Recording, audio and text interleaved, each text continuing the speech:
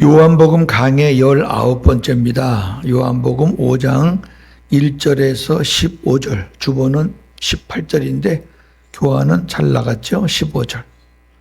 네, 38년 된 병자 치유하는 사건입니다. 자, 우리가 38년 된 병자를 치유하셨다는 말은 많이 들었어요. 근데 그걸로 끝이지 뭐. 아, 예수님이 38년 된 병자도 치유하셨대. 저는 그게 늘 안타까웠어요. 아, 예수님은 뭐 50년 된 병자는 치유 못 하시나요? 그게 뭐가 대단하신 건가요? 예수님은 다 하실 수 있는데, 아, 죽은 때도 살리는데 뭐 38년 된 병자 치유하는 거 못 하시겠어요? 그게 문제가 아니죠. 38년 된 병자가 치유받은 다음에 이 사람이 어떻게 변화가 됐고 어떻게 살았는가, 아, 그걸 봐야지요. 그게 우리 거니까.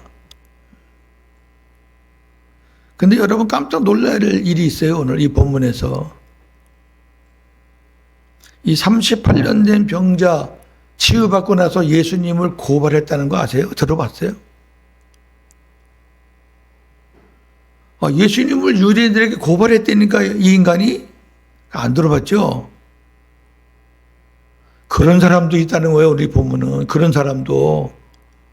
예수님이 병 고쳐줬는데 그 은혜 망각하고 배신하고 예수님을 고발하는 인간들도 이 교회 안에 있다고 말이에요. 자, 봅시다. 앞으로 전개될 5장에서 7장, 여기 한 단락입니다. 예수님의 사역 동선을 한번 보겠습니다. 사역 동선은 예수님이 이렇게 가시는 길. 지난 4장에서 갈릴리 가나에서 두 번째 표적을 행하셨죠. 오늘 5장에서는 예루살렘으로 이동하십니다. 6장 되면 다시 갈릴리로 오시고 7장 되면 다시 예루살렘으로 가십니다. 갈릴리, 예루살렘, 갈릴리, 예루살렘 7장까지는 그래요. 그럼 예수님께서 왜 예루살렘으로 가시냐 하면은 유월절과 초막절 이런 절기를 지키기 위해서 가시는 거예요. 이스라엘 남자들 성인들은 절기가 되면 반드시 모이게 돼 있어요. 그러니까 절기를 지키러 가셨다가 끝나면 다시 갈릴리로 오시고 그랬어요.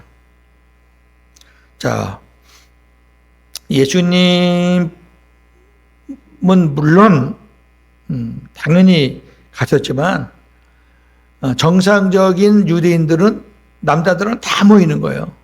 1년에 3번, 유월절, 초막절, 그다음에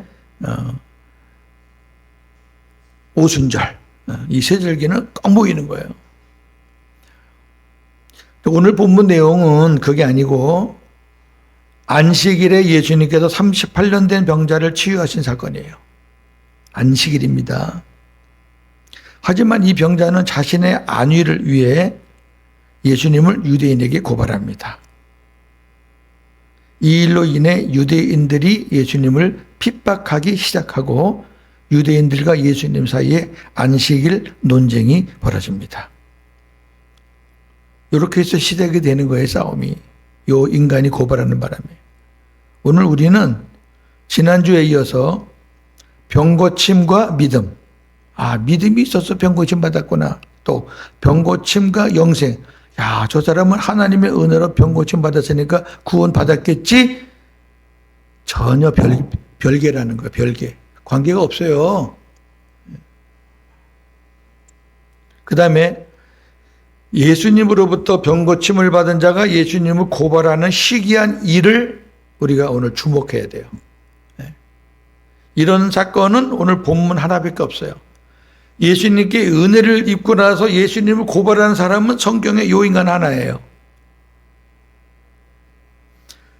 자, 어떻게 그렇게 됐는지 한번 쭉 보겠습니다. 자, 1절에서 4절은 베데스다 연못이라고 많이 들어보셨죠? 자, 베데스다 연못에 관한 내용입니다. 1절, 4절 읽겠습니다.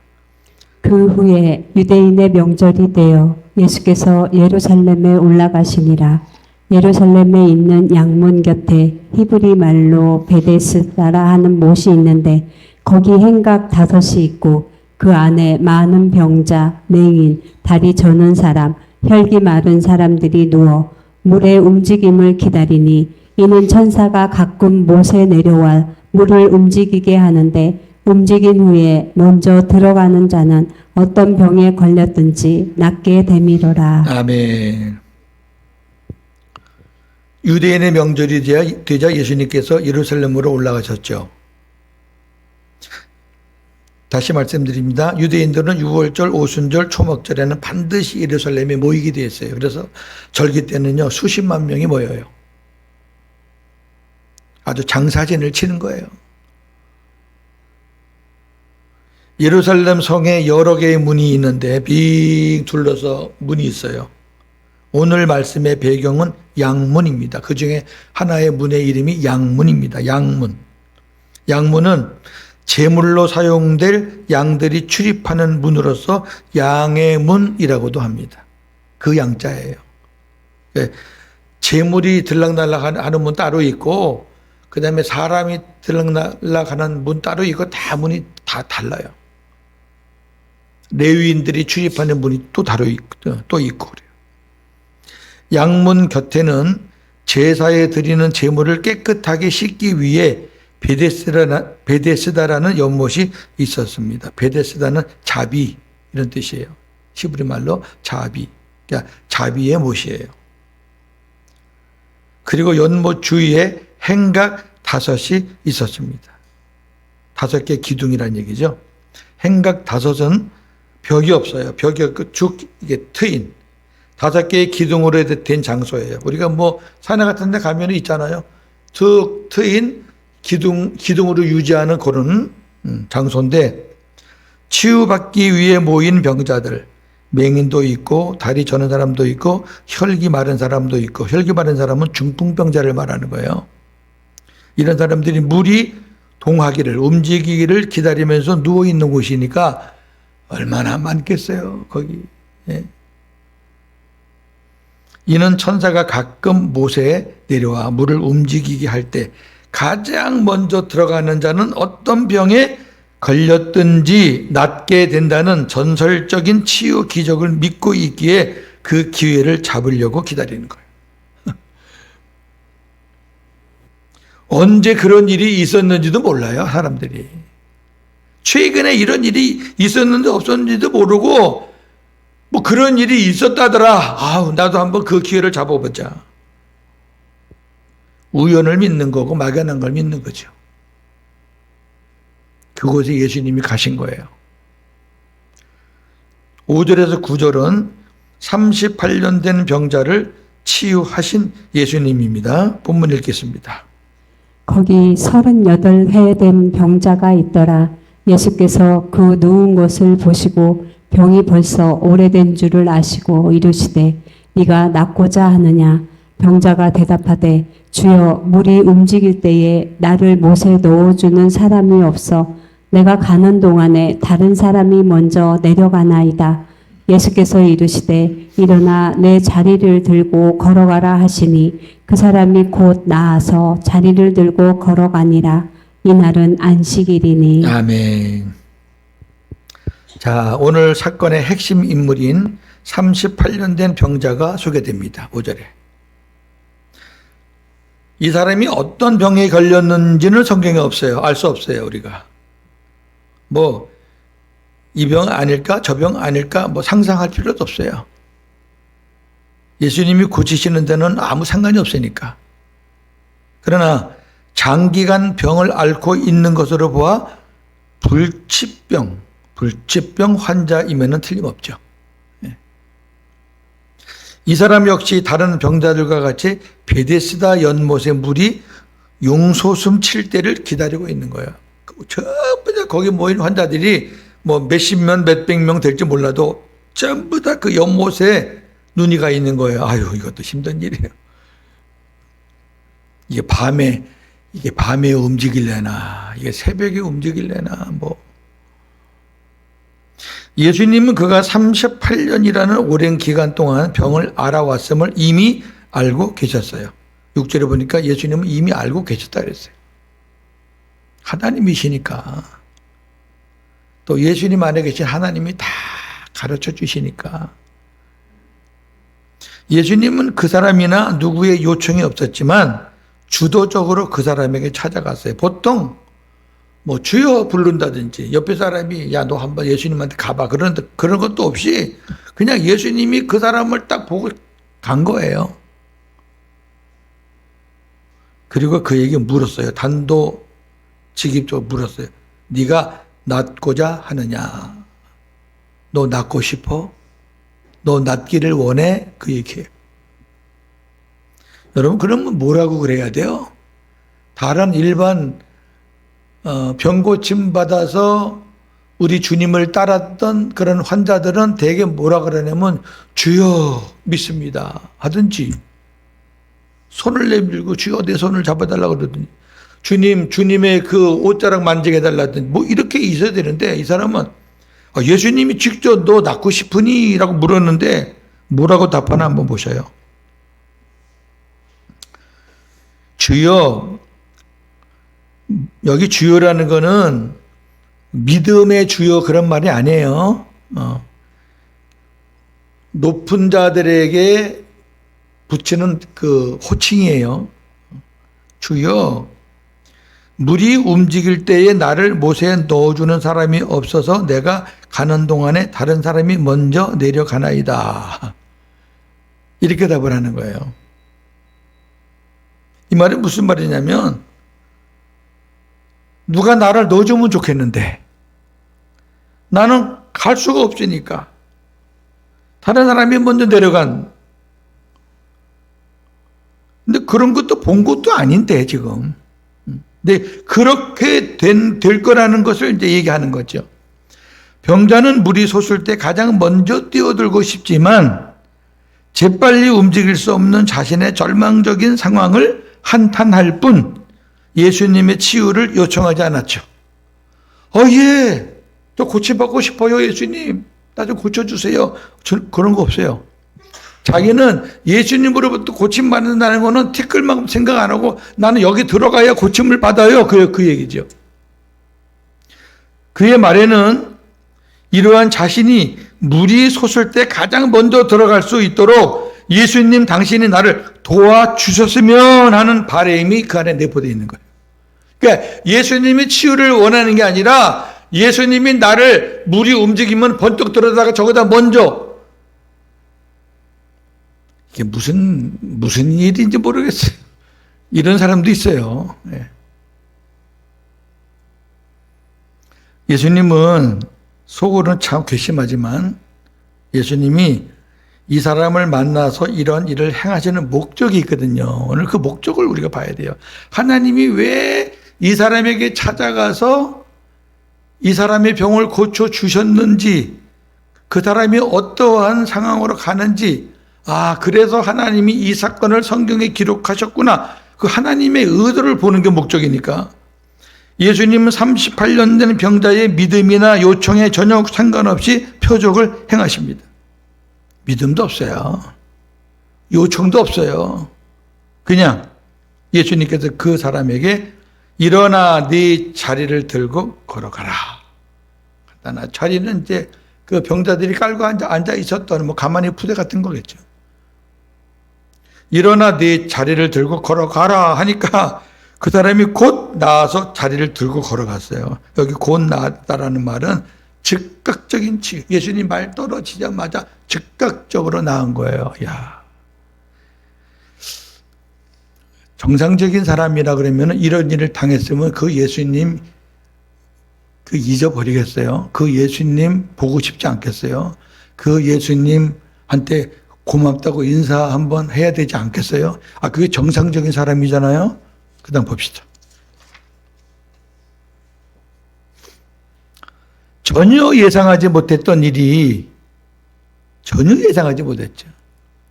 오로지 눈은 그 베데스다 연못만 쳐다봤는데 갑작스럽게 예수님이 일어나 걸어 그러니까 자기도 모르게 일어나서 걷게 됐잖아요. 하나님의 은혜와 자비로 그에게 이런 일들이 나타난 거죠. 다시 말씀드리지만 기적적인 치유와 믿음과 구원, 영생은 필수적 연결고리가 아니다. 아니다. 예수님께서 38년 된 병자에게 치유 표적을 베푸신 날은 안식일이었습니다. 자, 이 안식일이라는 것을 유념해서 그 다음 절을 보시면 좋아요. 안식일입니다. 자, 10절에서 15절 치유받은 자가 예수님을 고발하는 사건이 나옵니다. 본문 읽겠습니다. 유대인들이 병 나은 사람에게 이르되 안식일인데 네가 자리를 들고 가는 것이 옳지 아니하니라. 대답하되 나를 낫게 한 그가 자리를 들고 걸어가라 하더라 하니 그들이 묻되 너에게 자리를 들고 걸어가라 한 사람이 누구냐 하되 고침을 받은 사람은 그가 누구인지 알지 못하니 이는 거기 사람이 많으므로 예수께서 이미 피하셨음이라. 그 후에 예수께서 성전에서 그 사람을 만나 이르시되 보라 네가 나았으니 더 심한 것이 생기지 않게 다시는 죄를 범하지 말라 하시니 그 사람이 유대인들에게 가서 자기를 고친 이는 예수라 하니라. 아멘. 자, 38년 된 병자가 자리를 들고 걸어간 날이 안식일이었기 때문에 유대인들이 그 사람이 안식일을 범했다고 질책을 합니다. 율법 규정에는 안식일에 노동하는 것을 39가지로 구분하여 금하고 있습니다. 율법이 이렇게 복잡해요. 요거는 되고 요거는 안 되고 요거는 되고 요거는 안 되고 그게 율법이거든요. 즉 병자가 고침받은 거는 괜찮은데 자리를 들고 걸어갔으니까 그거는 노동했기 때문에 안식일을 범했다는 거예요. 웃기죠? 옛날에 제가 신학할 때 그러니까 1980년대죠. 지금으로부터 4, 50년 전인데 그때도 이 비슷했어요. 목사가 주일날 어디 가서 식사를 하다 걸리면은 노회에서 경고가 떨어져요. 경고. 그 반복하면은 노회에서 제명을 했어요. 실질적으로 그랬어요. 그러니까 주일날은 그냥 굶어야 돼요. 굶어야 돼. 큰 교회는 뭐 교회에서 식사라도 주지만은 작은 교회 그 학교 어린이 그 가르치는 선생님들은 일찍 나와서 애들을 가르쳐야 되는데 아침도 못 먹고 와서 막 쫄쫄 굶어가지고요. 애들 가르치고 보내고 이제 본 예배 시작하기 전에 이제 얼른 나가서 빵이라도 좀 먹으려고 그러면요. 담임 목사님이 눈이 동그래가지고 어디 가! 이랬어요.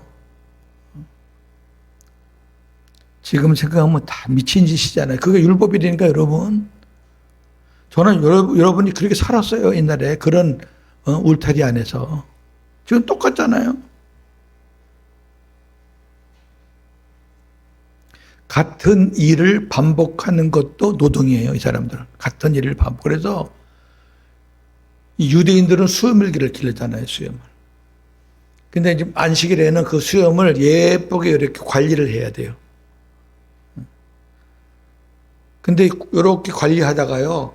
시간이 땡 지나가려고 안식일이 시작되잖아요. 그럼 관리하다가 손 놔야 돼요. 그럼 그 얼굴이 희한한 거지.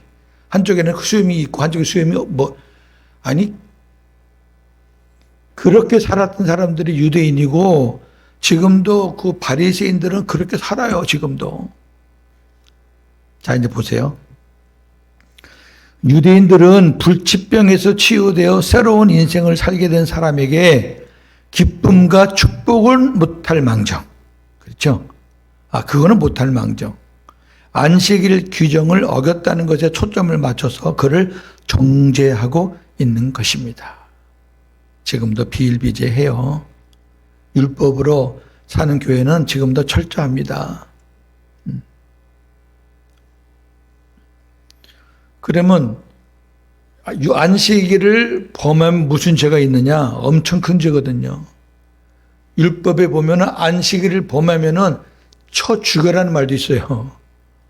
그러니까 그 경중에 따라서 그 죄의 경중에 무겁고 가범에 따라서 어떠한 형벌을 내릴지 몰라요. 그러니까 이 고침받은 사람은 그게 두렵죠. 자, 보세요. 유대인들에게 질책을 당한 그는 위기를 모면하려고 내가 자리를 들고 간 것은 나를 낫게 한 사람이 자리를 들고 걸어가라고 했기 때문에 내가 갔다. 변명을 하는 거죠. 하여튼 지금도 이런 인간들이 많아요. 자기가 해놓고 딴 사람 핑계 대는 거예요. 이는 자기가 안식일을 범한 책임을 다른 사람에게 돌리는 거예요. 나는 책임 없어요. 나는 그 사람이 가라 그래서 그냥 간 것뿐인데. 그러다 유대인들이 그에게 너를 치유해 준 사람이 누구냐?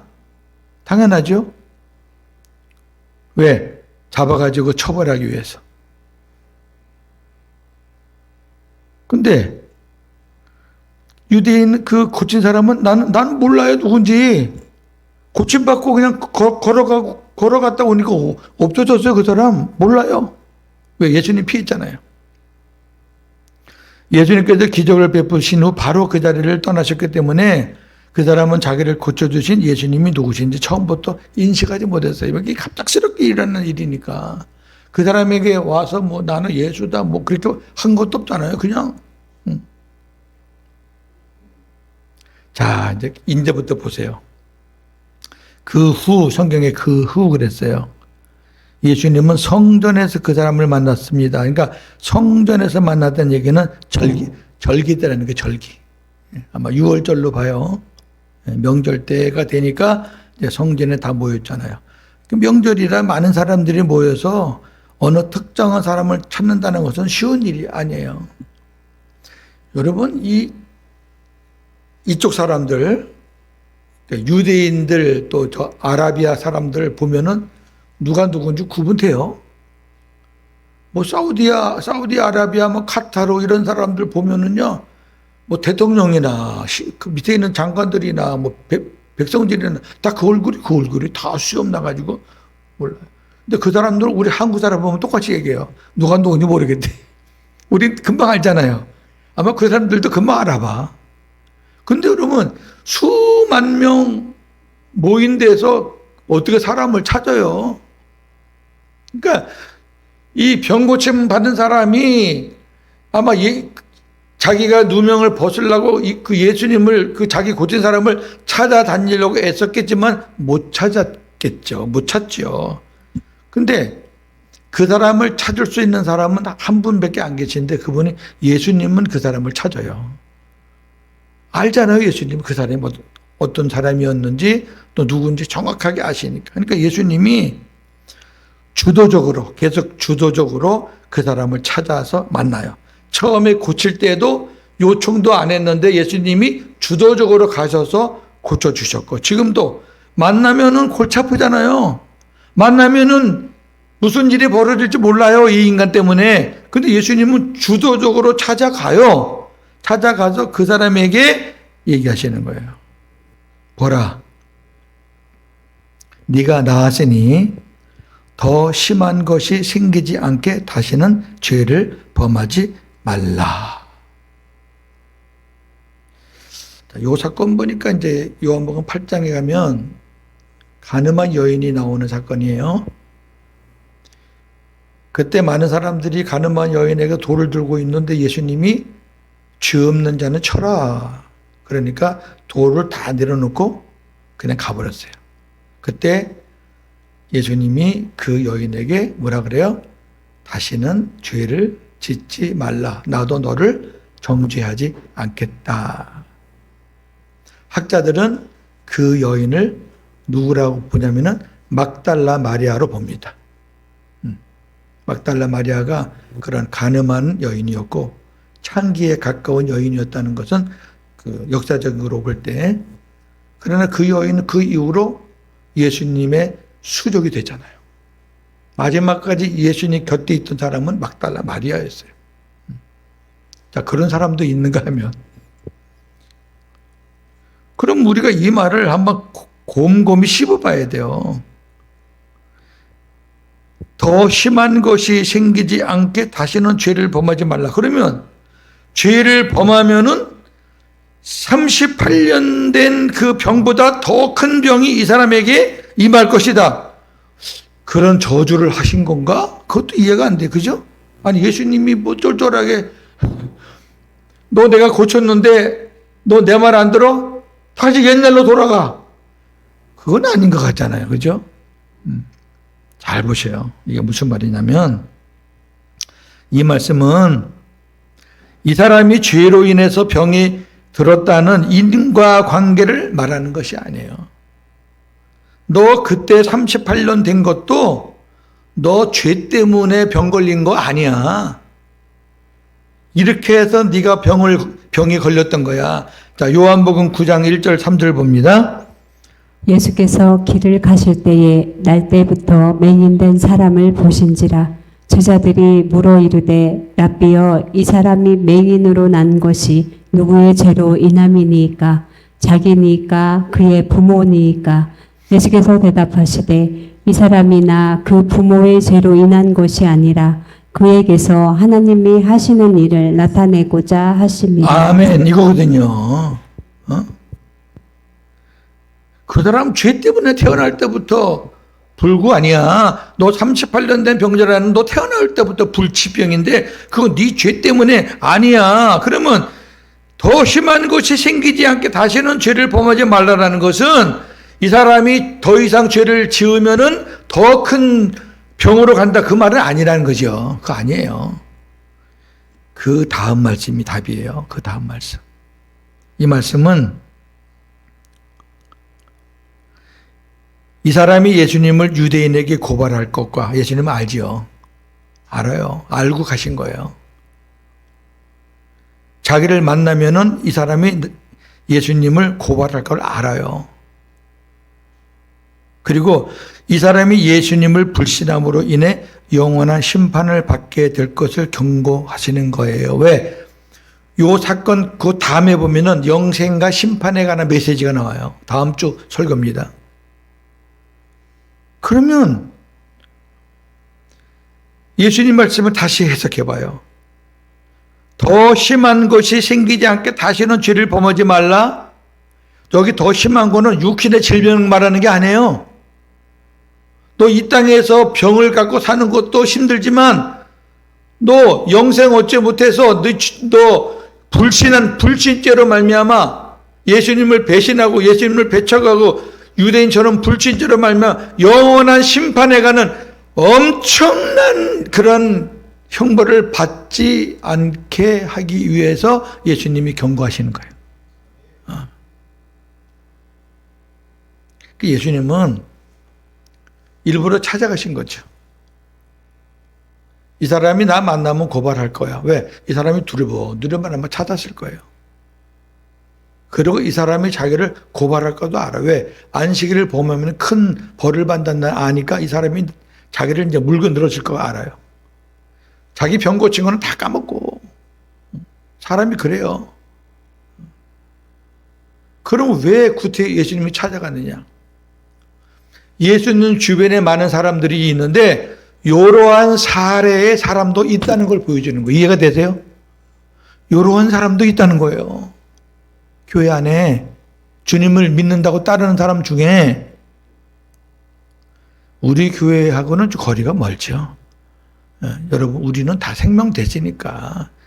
이 사람은 생명도 모르고 뭐 아무것도 모르는 사람이니까. 근데 우리 교회 바깥 나가서 또 널리 보면은 있어요. 그 다음 보세요, 이제. 실질적으로 그런지 안 그런지. 예수님을 만난 그 사람은 유대인들에게 가서 나를 고친 이는 예수라. 저 사람이다. 고발합니다. 그 사람은 예수님과 유대인들이 적대 관계라는 것을 인식했어요. 아, 유대인들하고 예수님하고 사이가 안 좋구나. 그럼 자기가 저 사람 고발하면 나는 빠져나올 수 있겠구나. 그렇게 자신의 육체적인 안위를 위해서 자기 병을 치유해 주신 예수님의 경고를 무시하고 예수님을 배신함으로 영생 얻을 기회를 놓치고 말았습니다. 38년 된 병자 이 사건에서 주시는 우리 주님의 메시지 이제 아시겠죠? 우리는 참 엉뚱한 데 이렇게 관심이 많아요. 예수님이 병 고친 거는 수도 없이 많아요. 그거 일일이 다 기록하면 이 세상에 보호가 날 곳이 없다 그랬어요. 요한복음 21장 마지막 절이 그 말씀인데. 근데 그거는 그렇게 놀라운 일이 아니에요. 왜? 그럼 예수님으로서는 당연히 할 수 있는 건데 뭐. 근데 예수님이 고친 사람들의 사례는 수십 가지, 수백 가지인데 그 수십 가지, 수백 가지를 우리가 분석해 보면은 다 다르다 그 말이에요. 우리가 거기서 답을 찾는 거지. 자, 정리합니다. 베데스다에 모인 병자들은 하나님의 아들 예수님보다 어쩌다 생기는 우연을 더 믿었습니다. 예수님이 오셨는데 예수님 쳐다본 사람이 하나도 없어. 전부 다 연못 움직이는 것만 보는 거예요. 지금 혹시 교인들이 한번 물어볼게요. 예수님과 의사 누구를 더 믿나 몰라요. 예수님과 성공자, 예수님과 경험자. 세상 사람들 말고 예수 믿는다는 사람들 보면은 하나님께서 내가 너 함께 하신다, 내가 너를 고쳐줄게 이런 말씀을, 그런 마음을 주셨는데도 그냥 다 잊어버리고 그냥 의사가 하는 말은 그냥 얼마나 잘 따르는지. 저는 그래서 의사하고 막 싸워요. 그 사람들은 그렇게 할 수밖에 없어요, 직업상. 저는 이제 하나님께서 이만큼 해 주셨으면 되는 거지 뭐 더 이상 웃겨요. 그 사람들은 뭐 호르몬 치료를 또 받아라, 뭘 또 해라, 됐다고 안 한다고. 그랬더니 인상을 쓰면서 여기 뭐하러 왔니? 또 성공한 사람들 이렇게 성공 사례 들으면요, 와, 거기에 빠져가지고 와, 저 사람들 하면 성공하겠다. 또 어떤 경험자, 야, 그런 어려운 일들을 그렇게 친히 경험했다고, 와, 존경스럽다 너. 그때 보면은 예수님이고 없어. 아무것도 없어요. 한번 깊이 한번 생각해 보시기 바랍니다. 또 하나는 오늘 우리는 그 많은 병자 중에서 선택받아 주님께 고침을 받은 38년 된 병자가 자신의 육체적 안위, 율법을 범한 대가를 면하기 위해서 예수님을 고발하는 웃지 못할 일을 보았습니다. 기적을 체험했다고 영생을 보장받는 것 아닙니다. 지난 시간에 말했듯이 기적을 디딤돌 삼아 예수님을 나의 구주로 영접하여 주님과 하나 되지 못한 사람은 언제든지 예수님을 배반할 수 있습니다. 맞죠? 그럼요. 그 기적을 기초로 삼아 예수님이 정말 계시구나. 나 이제 이 예수님하고 살고 싶어. 이 예수님 믿고 싶어. 이제 내 인생을 바꾸고 싶어. 예수님 내가 믿을게요. 예수님 나와 함께 해주세요. 그래가지고 믿음으로 살면은 그 사람은 업그레이드 돼가지고 영생의 복을 받지만 그렇지 않으면 언제든지 예수님을 배반해요. 그 사례가 이 사람이에요. 한 주간도 주님에 대해 깊이 묵상하시면서 복음으로 승리하시는 저와 여러분 되기를 주님의 이름으로